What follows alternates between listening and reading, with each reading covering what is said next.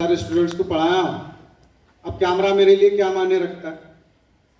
फिर जो ही शूटिंग शुरू हुई, हर 2 मिनट के बाद डायरेक्टर साहब आकर बोलते थे cut cut cut. Sony studio के पास ही हमारा वहीं पे था। 1-2 दफा कट हुआ, तीसरी दफा कट हुआ, फिर कट होना शुरू। तब मेरा जो कॉन्फिडेंस है डाउन होना शुरू। उसके बाद 10-12 शूट के बाद मैं जो ही लाइट ऑन होती थी, डायरेक्टर स्टार्ट का जो बोलते थे, मेरा मुंह बंद होना शुरू हो गया। तो उन्होंने मेरी हालत देखे 1-2 दफा, देखकर बोले मोबिन साहब एक काम करेंगे, हम दूसरे दिन जो है ये आपका शूट करेंगे, स्विमिंग पूल है, जो भी आपका दिल बोलता है इधर खाने पीने के लिए जो भी चीजें चाहिए आप ले सकते। तब मेरे को एहसास होने लगा, या अल्लाह तू मेरे को इतनी दूर लेकर आया और दूर लेकर कर मैं क्या नाकाम हो जाऊं। ये अंदर में अंदर फीलिंग्स आने लगे। रात में सोने की कोशिश करा, सो नहीं पा रहा क्योंकि सदमा बड़ा खतरनाक है। उसके बाद दूसरा दिन हुआ। दूसरा दिन यही करीब टाइम था, जोहर की नमाज में पढ़ लिया। 2 रकात नमाज पढ़ के अल्लाह से दुआ करा, या अल्लाह तू मेरे को यहां से लेकर आया, यहां तक लेकर आया। अब जो भी है मेरी इज्जत तेरे हाथ में, मेरे को कुछ समझ में नहीं आ रहा। वो 2 रकात में नमाज पढ़ के दुआ कर लिया, करके फिर अपना कोट वगैरह पहन लेके वापस मैं शूटिंग की तरफ डायरेक्टर को बुलाना शुरू करा। डायरेक्टर भी शॉक लगा, अच्छा आए। उसके बाद जो ही शूटिंग शुरू हुई हमारी, आपको खुशी होंगी कि वो 2 रकात नमाज पढ़ने के बाद जब मैं अल्लाह से दुआ मांग के मैं ये तय कर लिया कि मौला यहां मैं आया, मैं अब तेरे हवाले कर दिया हूं, जो भी मेरी किस्मत में लिखा हुआ है वो तू बेहतर जानता है, क्योंकि किस्मत तकदीर बदलना तेरा काम है और मैं तेरा बंदा हूं, मेहनत करना मेरा काम है। यकीन मानिए जब मैं ये शूटिंग शुरू करा, 14 मिनट 14 मिनट्स के बाद एक ब्रेक होता है। डायरेक्टर बगैर किसी ब्रेक के वो प्रोग्राम कंटिन्यू करता है और आधे घंटे के बाद उठता है और उठ के जोर से तालियां मारना शुरू करता है और बोलता है वो भी this is the performance, this is the performance. उसके बाद से शूटिंग कंप्लीट हो गई।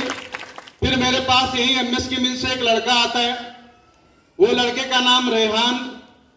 मोबिन साहब वो लड़का बड़ा धक्के खाया हुआ था, 10th फेल हो गया था, तो एल्युमिनियम का काम करना शुरू करा। एल्युमिनियम का काम करते करते एक दिन उन साइट पर देखा। जब साइट पर देखा तो इंजीनियर साहब है और दूसरे लोग हैं और एक लड़का वहां पे इंजीनियर एज ए इंजीनियर वहां पे आ रहा है। उसके बाद हम गौर करा के पूरा काम करने वाले हम, ये लोग डिजाइन करते हैं और कभी कभी महीने में 15 दिन में एक बार आते विजिट करते हैं। तब उसको एहसास हुआ कि सब लोग आते हैं, हम लोग ठहरे हुए रहते हैं। उसके बाद उन्हें गणेश बल के जो साइट इंजीनियर था उससे पूछा, साहब ये जो इतनी वैल्यू है लोगों की किस वजह से है? उन बोला सिंपल वर्ड है, वो है पढ़ाई की वजह से। तो मैं भी इसकी तरह बनना चाहता हूं, मैं क्या करूं? तब बोला लड़का कि बेटा आपको जो है आपको पहले 10th पास होना पड़ता है, उसके बाद जो है आपको ये कोर्स करना पड़ता है। तब वो बच्चा ख्वाब देखना शुरू करता है। क्या ख्वाब देखना शुरू करता है? पैसे तो अच्छे कमा रहा हूं सर, मगर रेस्पेक्ट नहीं कमा रहा। तब वो लड़का अल्हम्दुलिल्लाह ख्वाब अपना देखना शुरू करता है। लोग ख्वाब आंखें बंद करके देखते हैं, वो खुले आंख में भी ख्वाब देखना शुरू करता है।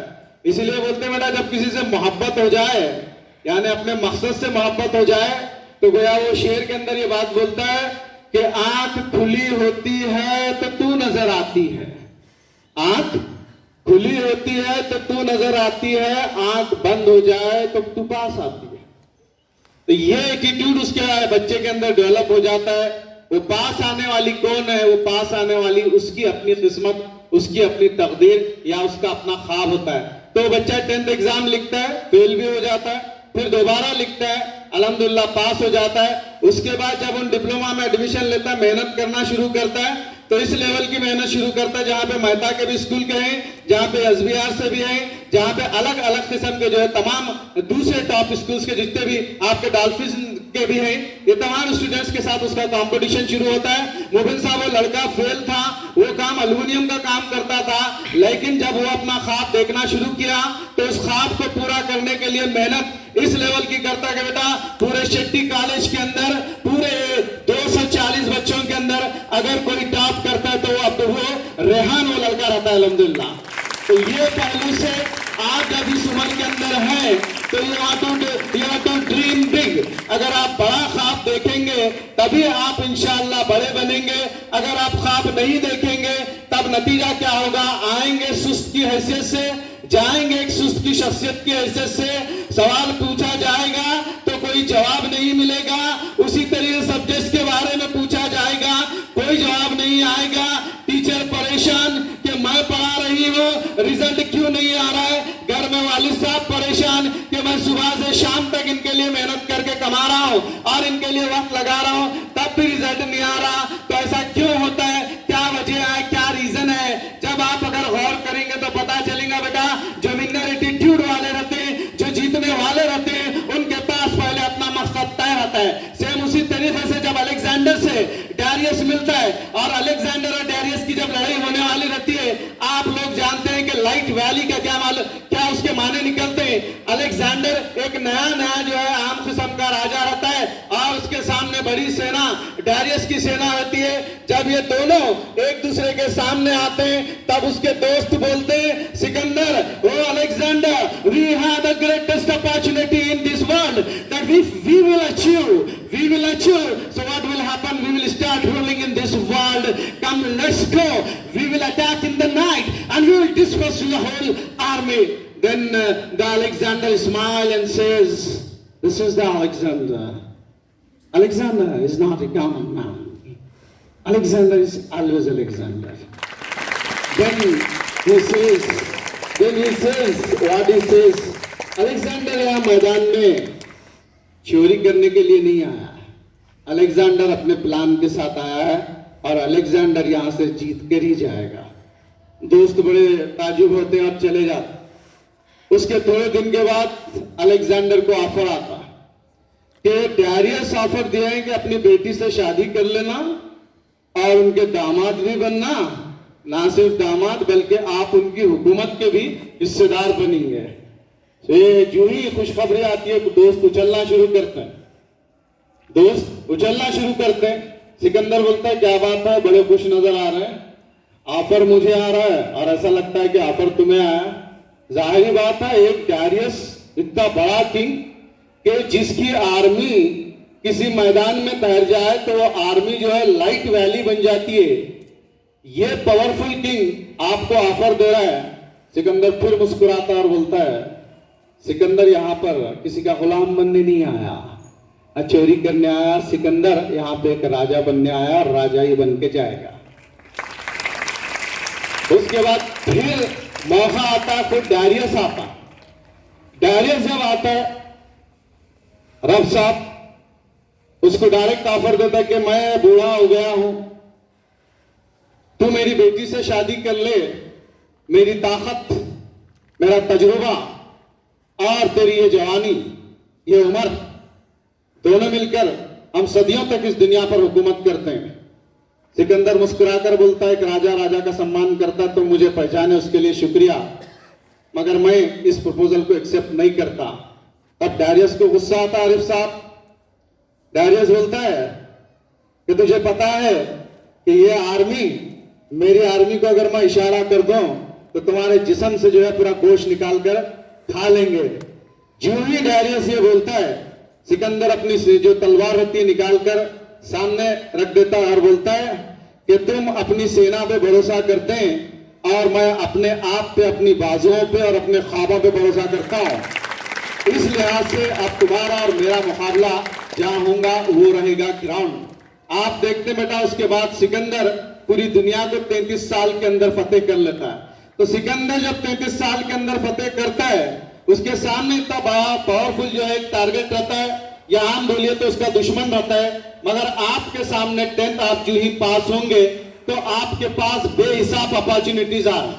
मेरे को बड़ी खुशी हुई जब मुबीन साहब से मिला, उनसे डिस्कशन हुई, तो डिस्कशन से मेरा दिल में एक ख्याल ये आया कि हम मोटिवेशन के रास्ते जा रहे हैं। ओ मुबीन, यहां तो और कोई मुबीन है जिससे मुबीन खुद मोटिवेट हो जाए।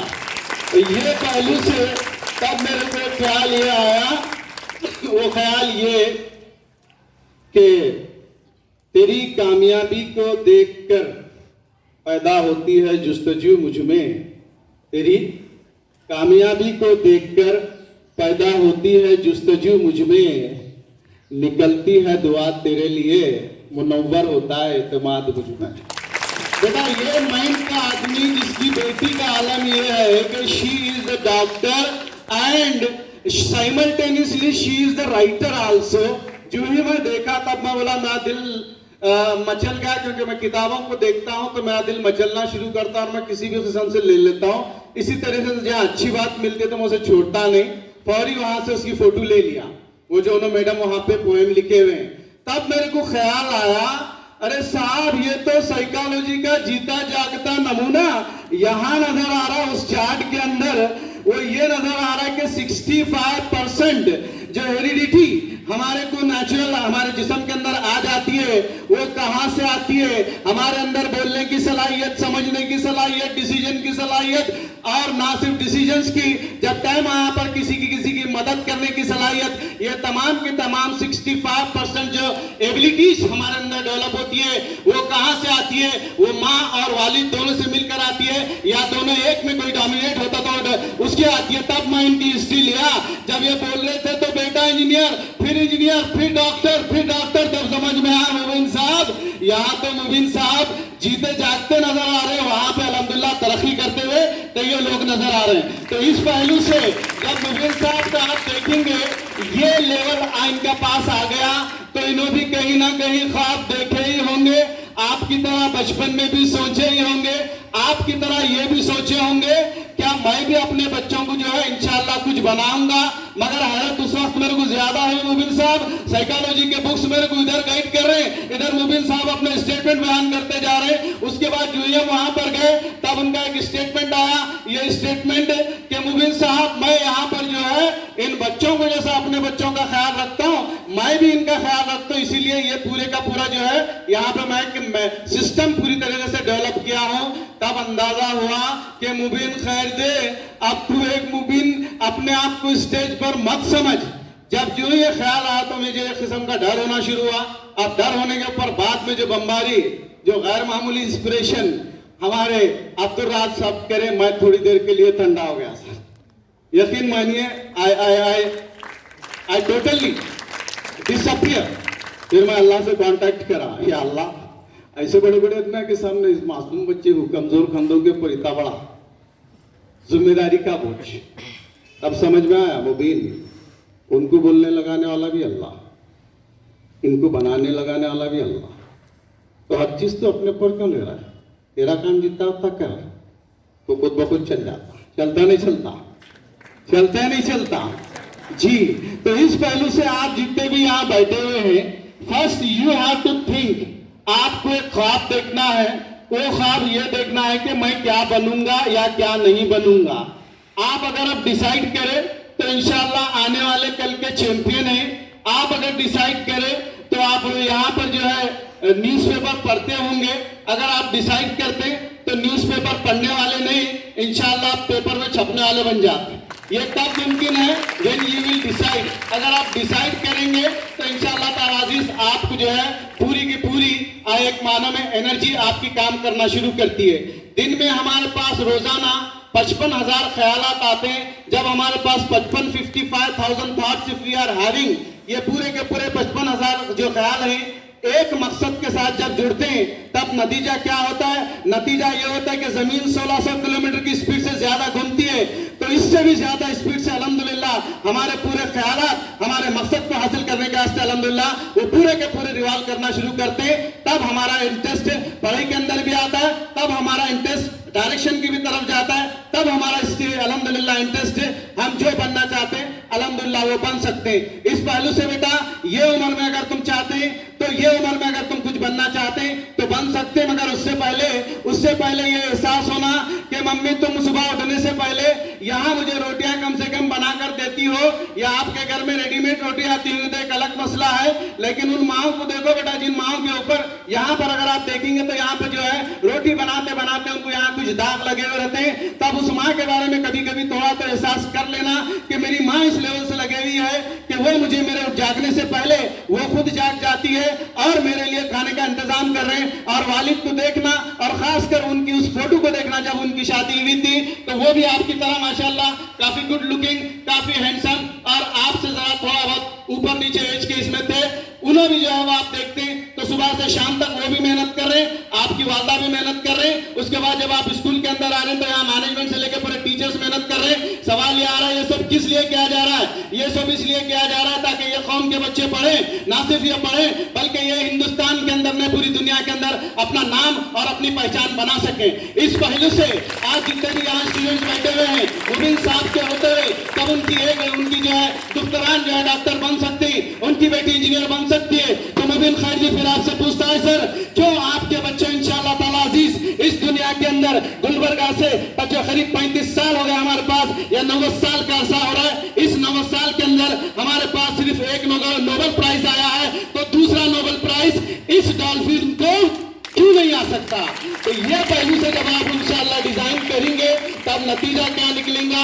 नतीजा ये निकलेगा, खुद मुबीन साहब बोलेंगे कि मुबीन साहब बच्चे हमारे पास बहुत ज्यादा सक्सेसफुल नहीं हुए, तो आखिर क्या हुए बोलिए ना, हम भी तो जानना चाहते हैं क्या करना साहब। कोई बच्चे इसरो में हैं, कोई बच्चे नासा में हैं, और कहाँ हैं, और गुलबर्गा के अंदर या फिर एशिया के टॉप कार्डियोलॉजिस्ट कहाँ हैं, और हमारे जो बच्चे हैं। तो फिर आप बोल रहे हैं क्या साहब आप क्या बनाना चाह रहे हैं? तो ये आप बन सकते हैं। कब बन सकते हैं?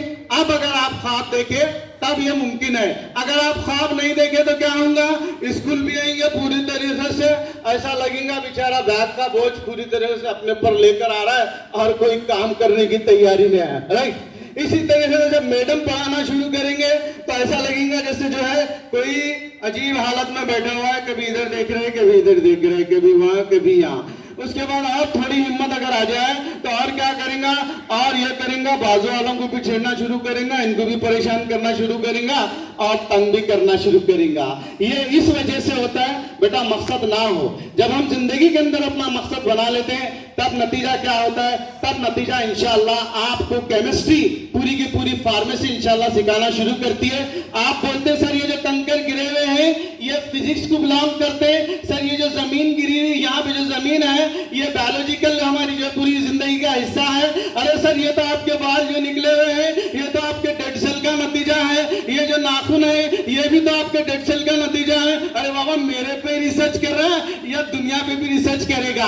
तब आप ये सोचेंगे, तब नतीजा क्या निकलेगा कि हम इंशाअल्लाह बड़े बड़े साइंटिस्ट भी इस दुनिया को देख सकते हैं। क्यों देख सकते हैं? क्या वजह से देख सकते हैं? इस वजह से रब साहब कि आज जो इंडिया अल्हम्दुलिल्लाह बनने जा रहा है वो हब बनने जा रहा है। किसका हब बनने जा रहा है साहब? ड्रोन का हब बनने जा रहा है। उसकी प्लानिंग अल्हम्दुलिल्लाह इंडिया के अंदर हो रही है।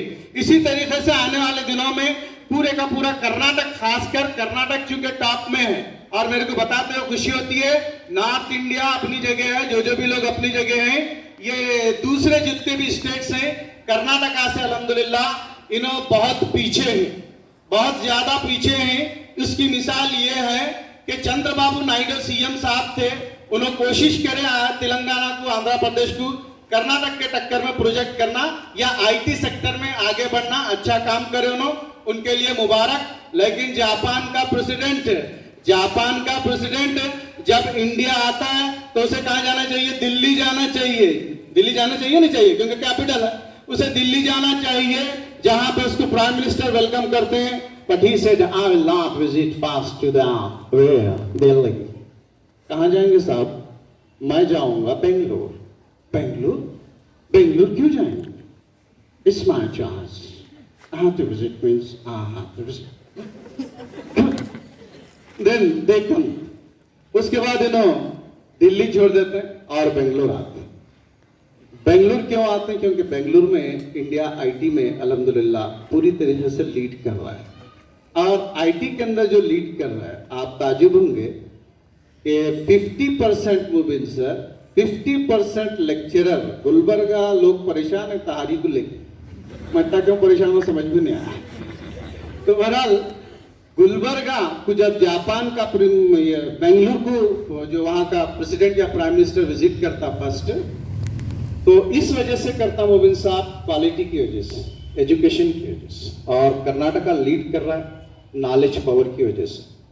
और उस बेंगलुरु के अंदर जो नॉलेज दे रहे हैं, पूरे बेंगलुरु को वर्ल्ड मार्केट बना रहे हैं, तो ये वो 50% जो टीचर हैं वो गुलबर्गा के ही हैं। ये जब हो सकता है तो हम आगे क्यों नहीं बढ़ सकते, सवाल ये आते। तो ये उम्र में पहला जो आप काम कीजिए, ख्वाब देखिए, कुछ बनने का डिसाइड कीजिए। अब्दुल रब साहब बिल्कुल बोले, मेरी भी उम्र नहीं है ना दूसरे टीचर्स की उम्र है, लेकिन आपकी उम्र ये है कि आप अगर तय करें, सर नासा जो आप बोल रहे थे मैं वहां जाऊंगा, या इसरो जो आप बोल रहे मैं वहां जाऊंगा, सर मैं वर्ल्ड में इंशाअल्लाह ताला जिस कम से कम एशिया का टॉप कार्डियोलॉजिस्ट बनूंगा, तब आप इंशाअल्लाह बिल्कुल बन सकते हैं उस लड़की की तरह सर जो रायचूर के अंदर पैदा होती है, इसी हैदराबाद कर्नाटक रीजन में। आज वो लड़की कि वो जब पैदा हुई कोई गुमान नहीं करे होंगे, जिस स्कूल में कोई पढ़ी तब कोई गुमान नहीं करे होंगे, मगर अब्दुल रब साहब अल्हम्दुलिल्लाह आज वो लड़की अल्हम्दुलिल्लाह पूरी की पूरी जो है अमेरिका के अंदर नासा में माशाल्लाह वो लड़की जो है एज ए साइंटिस्ट का काम कर रही है। तो ये कौन है? ये वही लड़की है जो इस उम्र में ख्वाब देखी थी। आप भी अगर ख्वाब देखते हैं तो इंशाल्लाह सक्सेस हो सकते हैं। अब आता मैं 2-3 पॉइंट्स की तरफ, और एक 10 से 12 मिनट 15 मिनट में बोलना चाहता हूं, उसके बाद इंशाल्लाह आई विल वाइंड अप। और रही बात मोबिन सर को थोड़ी आगे तकलीफ ये देंगे कि जनाब आरिफ साहब अब्दुल रब साहब की क़यादत में ही ये आपका कैंपस बड़ा अच्छा है, बड़ा सोना है और बड़ा खूबसूरत भी है माशाल्लाह आप लोगों की तरह।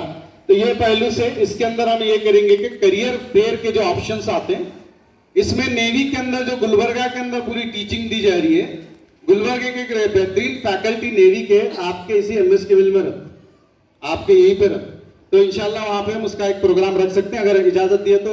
अब्दुल रब साहब मैं ये करता हूँ, नहीं बोले तो पूरा डिटेल आप बता, बोले तो बता दो कैसा करेंगे।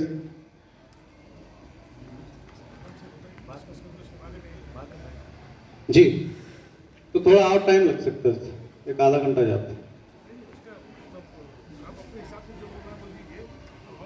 असल में स्ट्रैटेजी थी सर, ये मैं समझ, असल में स्ट्रैटेजी थी कि मैं बच्चों को देखना चाह रहा था, वहां से चूं चूं चिरपिंग की आवाज आती है कैसे। जी मेरे बच्चों पे एक साथ इतना लोड डाले तो मुश्किल होता है। हेलो, हाँ माई चिल्ड्रन, ज़्यादा लोड हो जाता ना, थोड़ा थोड़ा जो भी तुमको जितना भी, अगर एक एक चीज़ जो भी आप सुन रहे हैं थोड़ा सा अपने नोटबुक में नोट कर लियो, तो बेटा कुछ किसी का भी काम जरे गाया नहीं जाना। जो भी रब साहब बोले, मैं तो हमेशा बोलते रहूँगा, तुम मानो या सुनो या मत सुनो, फिर भी बोलते रहता हूँ मैं तुम लोगों को। तो आरिफ साहब, रब साहब, मुबीन साहब जो बोल रहे हैं, जो इनके पॉइंट्स हैं आप नोट कर के लिए अपने 4-5 साल खराब करके फिर पढ़ के फिर आया, तो उसको तजुर्बा हासिल करने के लिए उसका ये है, उसका जो टाइम खराब हुआ वो टाइम आप खराब मत करो। आप अभी से सोचो और सुनो बेटा, जो तुम लोगों को बोल रहा हूँ मैं, बैठ के सोचो 2 घंटे बोल के, ये मैं कोई पढ़ाई करके नहीं, अपनी जिंदगी का तजुर्बा बता रहा हूँ आपको। मैं आज इंजीनियर बना सिर्फ सोचने की वजह से, 2 घंटे। मैं शायद मेरे क्लास के बच्चों को बोला होगा, शायद मैं बोला हूँ ना आप लोगों को, याद है किसी को? क्या रिपीट करूँ?